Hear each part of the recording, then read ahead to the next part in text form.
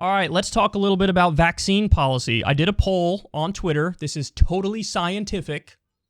Not, of course, Twitter polls aren't scientific, but I did this poll, and the results were interesting. So let me show you.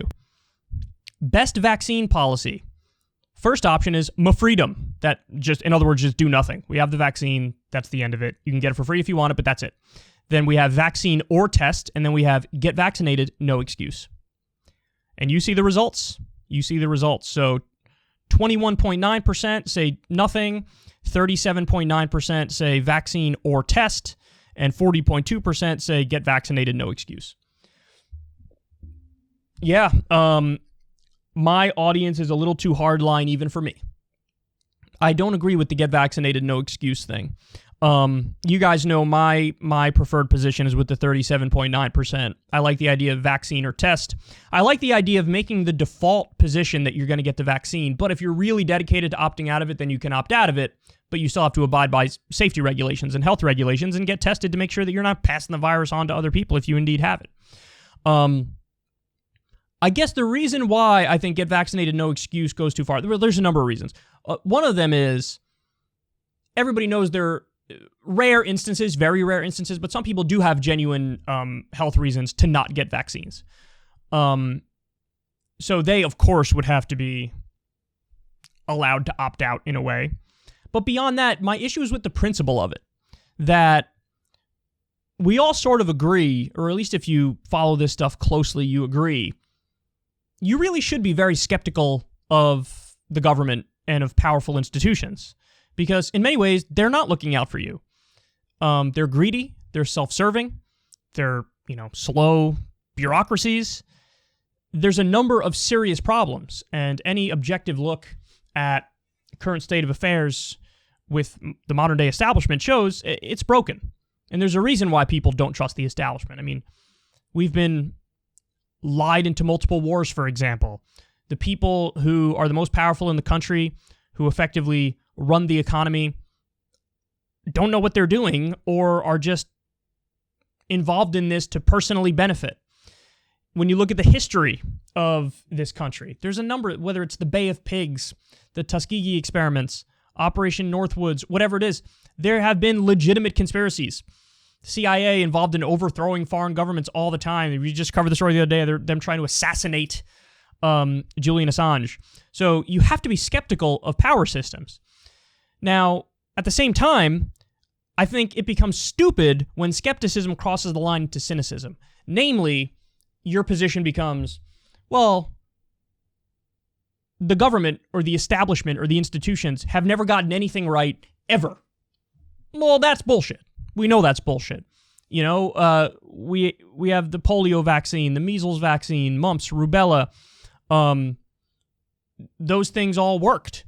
And other various forms of medicine, I say all the time, just because I hate big pharma doesn't mean antibiotics don't work. They do work. So you have to be willing to be skeptical, but also open-minded enough and reasonable enough. And you have to view things on a case-by-case basis enough to understand that it's not like everything is bullshit. It's just that most things are bullshit. So my issue with get vaccinated, no excuse is the principle of, well, the government can tell you to put something in your body and you literally have no wiggle room to get out of it. I would imagine the black people who were involved in the Tuskegee experiments would think that's a bad idea. Now, again, you could say, well, Kyle, that was a long time ago. Things are different now. That's without a doubt true, but how different are they? Do you trust the government across the board to always make the right decision putting stuff in your body? I certainly don't. I mean, listen, I want to talk about a recent story. We had set up a fake vaccination program in, I think it was Pakistan, to try to get bin Laden. That was recently. So don't tell me we can't create a little bit of wiggle room. Don't tell me we can't have a sincere religious, exemption or a sincere ideological exemption. Part of freedom is having the freedom to be wrong. Now, again, this is an instance where the COVID vaccine works, the data is overwhelming, everybody should get the vaccine. There's no doubt about all that. But just because the default setting should be you're going to get vaccinated doesn't mean that you can't give people a way to opt out of it, even with mandatory vaccination for going to school. Well, if you're really committed to not having your kids vaccinated, you can homeschool them, and some people probably do. Tiny number, but hey, some people probably do. So by the same token, I have no doubt, they're not just right-wingers too, there are plenty of left-wingers who are truly committed to this anti-vax thing. I don't want to put anything like impure in my body or whatever. Okay. Well then, when you go to your job, you have to get tested either every day or every week or whatever it is, whatever the policy is for your individual job in question.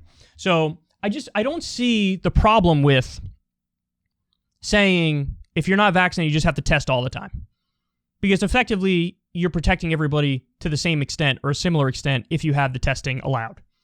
You see what I'm saying? And again, the problem is with the principle of the government saying to people, you have to put something in your body and there's literally no way out of it.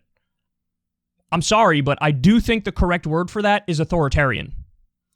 Now, again, you can make the case to me, well, Kyle, it might be authoritarian, but it'll actually have better outcomes. I think that's true. And I think sometimes that is true. That sometimes if you restrict liberty and do something in a very hardline way, yes, the public health outcomes would be better because then we'd have 100% of people vaccinated or 99.9% of people vaccinated and COVID would be eradicated sooner. But the trade-off is there is no more freedom, there is no more liberty, there is no more wiggle room, and now you've laid the precedent of the government can put in your body whatever they want to put in your body, and you have no way out of it. And I wouldn't trust them in every single instance with my body to put stuff in my body. I still want to have the ability to opt out, even if we make it a little difficult for people to opt out, because in this case it's overwhelming and it's the pro-vaccine side is correct. So anyway, that's my thing on it. I think the total laissez-faire, freedom, don't do anything approach is not strong enough and doesn't account for public health and safety enough. But I think the no wiggle room, you must get vaccinated is too authoritarian for my tastes. So anyway, congrats on the 37.9% of you who were absolutely correct on this. And the rest of you, I know you'll change your mind after watching this segment.